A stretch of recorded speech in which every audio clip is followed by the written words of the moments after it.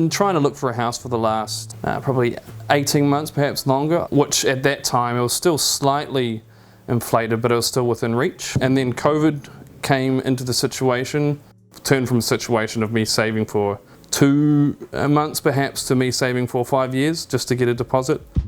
It became pretty unfeasible at that time for me to even bother looking at houses. My friend, when I sort of started talking to him about looking to buy a home, because he works at a bank, after COVID sort of struck and all the house prices just kind of went ballistic, he basically said to me in a jovial way, like, you pretty much would need to be in a relationship at this point or have like very wealthy parents, of which I have none.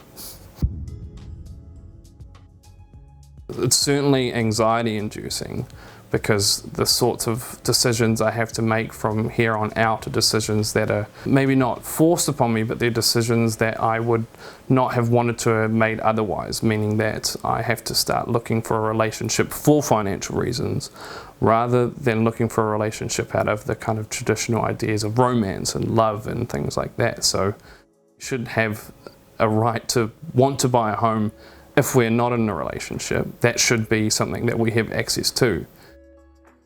If the question is, why don't you just buy it with a friend?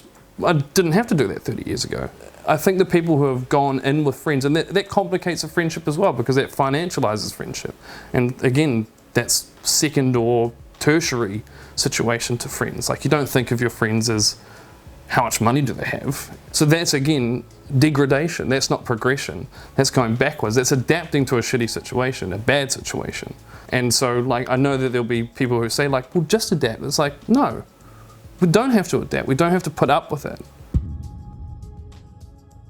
When we frame it as a crisis of housing, we kind of make it very abstract, and we talk about net units of numbers and movement of numbers, and we don't talk about the people who are being affected by it.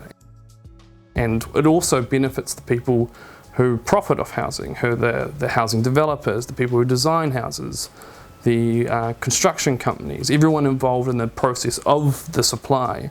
It benefits them if we talk about housing crisis, but it benefits the people if we start talking about it as a tenants' rights crisis, because it's the people who are in crisis, not housing.